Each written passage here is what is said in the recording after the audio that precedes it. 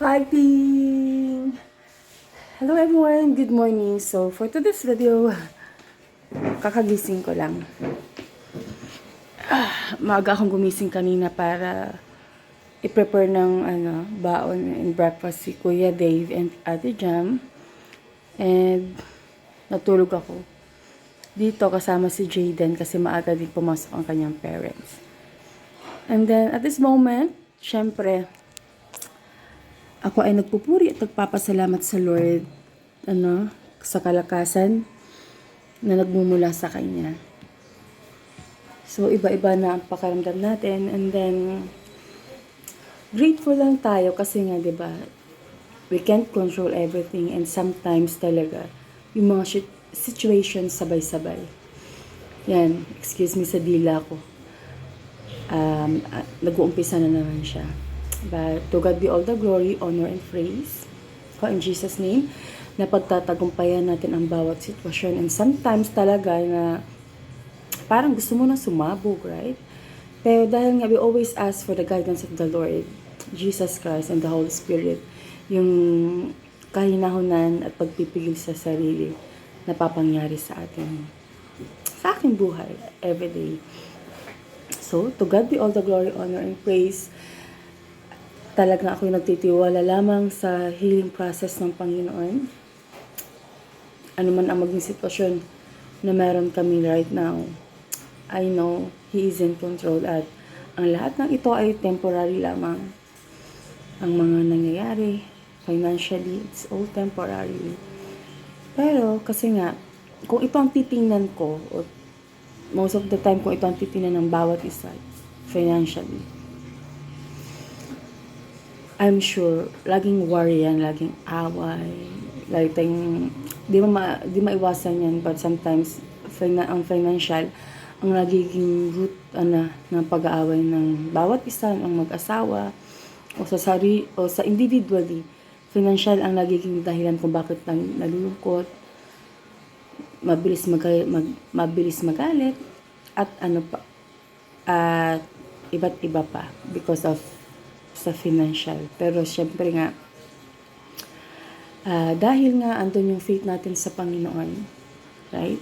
Alam mo naman ng Lord the situation, and I know, lahat na ito ay temporary lamang, at ibabalik niya ano man yung nawala, ang siksik, liglig, nag-uumapoy na papala na nagmumula sa Kanya. Sabi nga sa Isaiah 6:20, when the time is right, I, the Lord, will make it happen. So yun nga, at the same time, tinuturuan ako ng Lord to be grateful. Right? To be grateful lagi, mapagpasalamat, maging mapagpasalamat sa kung ano ang meron. Sa kung anong wala, ipagpasalamat din kasi nga, He is in control, He will provide all accordingly. Amen. So yan, itimpla tayo ng senior greens.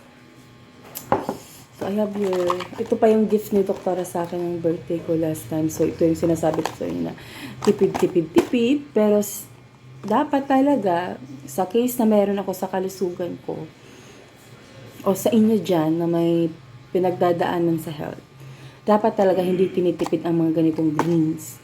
Sa umaga dapat 2, sa tanghali 2, sa gabi 2, 30 minutes bago kumain. Why?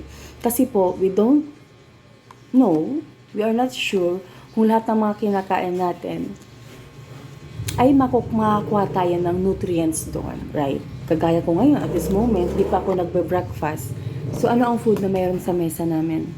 So, we have here chicken feet, and we have here the ilang days na isda na yellowfin.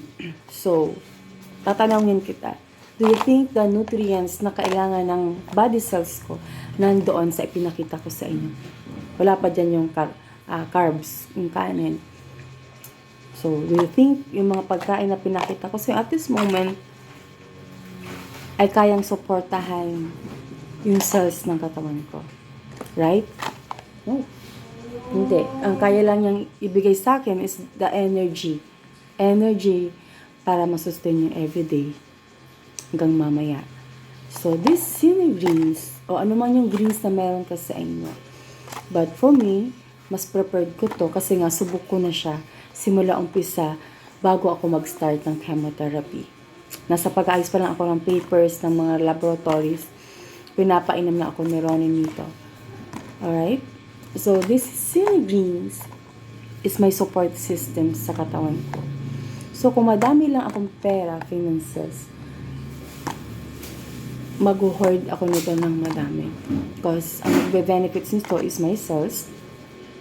Para bago ako sumabak sa therapy ulit, malakas na ulit yung body cells ko. And after the chemotherapy, dito magmumula ang nutrients. Amen. Because I do believe, in the name of Jesus Christ, ginagamit niya ang Cinegreens para sa fast recovery ko. At may papakita yan ng mga laboratories na meron ako from the beginning up to now. So yun, magpunta na tayo nito. So ito yung tinitipid-tipid ko na na hindi naman dapat tinitipid. But because face-to-face basis tayo, wala tayong magagawa. Kundi tipidin at magtiwala lang sa Panginoon. So this is it. Sa box ko, I have 3 sachets na lang siya. So tipid-tipid, isa-isa lang. Ayan. This is water. Tap water to yung galing sa galon. Mineral water. Masarap din siya paglagyan natin ng ice. Mixin natin siya. Make sure natin na walang buo-buo. Para masarap lahat. Kung napapansin niyo sa mga videos ko, ginaganon ko siya, kinakamal ko siya. Kasi sayang yung mga maiiwan sa spoon.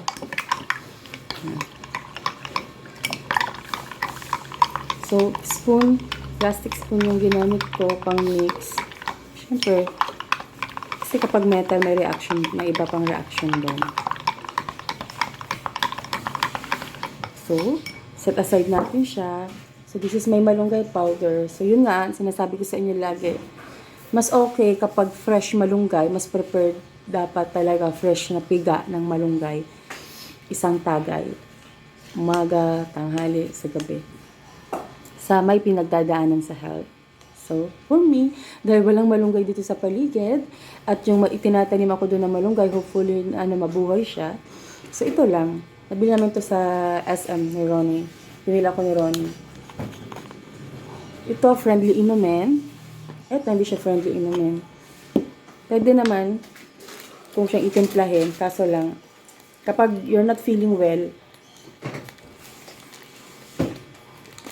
sayang kasi isusuka mo siya. So, here. I have the capsule. Nabili ko sa online. So, if this is seaweeds. Made in seaweeds naman siya. So, nireview ko naman siya. Daming bumili. And, okay.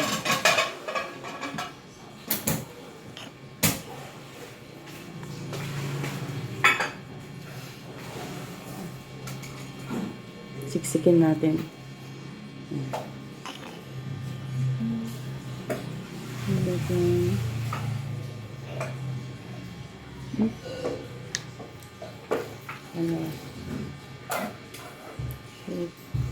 Naka 1 week na tayo from chemotherapy. So, yung mata natin, nakabawi na.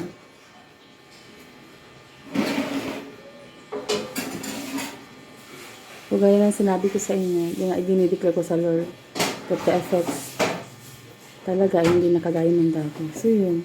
Iba ang pagkilos ng Lord. So, yun talaga napakaganda ng declarations everyday. Kaya iingatan natin ang ating mga dila on how we talk, how we speak. Kasi dapat talaga blessings ang lalabas sa ating mga dila. Siyempre, lagi maging pagpapala yun. Diba? Wala ka mang financial na may tutulong sa kapwa mo, use your tongue, diba? To bless them.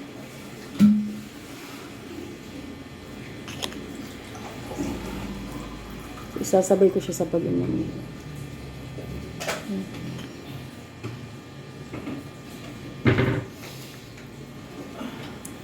Salamat sa pag-inom. So, this is our malunggay capsule.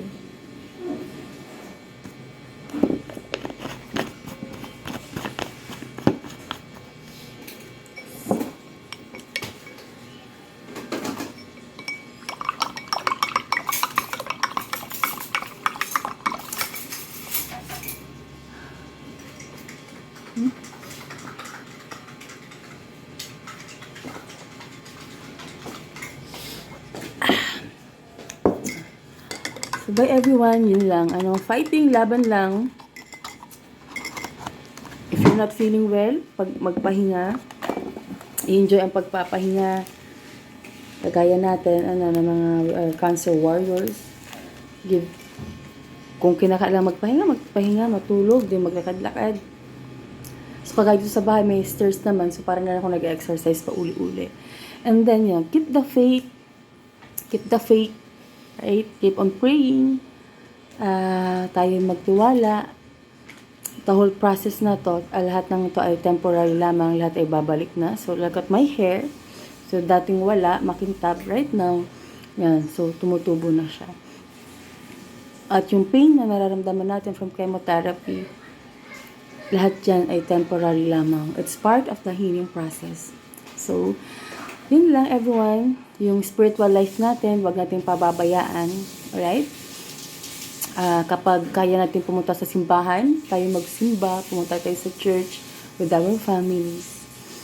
Kapag hindi mo kaya, do sa bahay ka lang, stay tayo sa bahay, mag-pray. If you have Bible, basahin natin siya. Right now, so okay na yung mata ko, yung paningin ko. Kapag na ulit ako ng devotional ng reading pa ng Bible, pagsusulat natin, mariresume ko na. So, to God be all the glory, honor, and praise. Wala tayong ibang maasahan. Talaga, number one, dapat talaga ay ang ating Panginoon. Amen? Ano man yung religion na meron ka. Ano man yung church na sinasambahan mo, na pinupuntahan mo, the most important po kasing right now ay yung personal relationship natin sa Panginoon. Talagang intact dapat. Amen. So, wag dapat ganun tayo sa Lord. Kung ano man yung sitwasyon na pala, possible tayo na mapawalay sa Kanya, lalayo tayo ng palayo. So, dapat ganito. Amen. Relationship natin sa Lord. Ano man yung maging sitwasyon na pagdaan, bagyuhin man yan, kalasin man yan ng sitwasyon, hindi yan basta-basta tatagtag because intact ang personal relationship natin sa Panginoon. So, bye everyone. God bless. So, ako nga po pala, si Maria Ethel Magabo. I was diagnosed stage 2B breast cancer and HER2 positive. So, nakatapos na po tayo sa 8 chemotherapy natin. So, nakapag-start na ako sa 1 session of trastuzumab. So, 17 sessions na lang yan every 21 days. And then, meron na rin pa akong referral sa surgery department. So, naayos na lang natin yung laboratories na mammogram and the breast ultrasound. This week, gagawin ko siya para ma-evaluate na ng surgery department, kung ano may karagdagan na laboratories. Doon na rin natin siya ipapagawa sa Batangas Medical Center. Kasi nga po, we are approved of the benefits program. So, bye everyone. God bless. Tiwala lang tayo sa Panginoon. Gusto mong umiyak ka, maging malungkot ka, maging madamdamin ka, pero dapat 1 minute, 2 minutes, matapos agad dyan para maging okay ulit tayo. Alright? So, bye everyone. God bless. Fighting!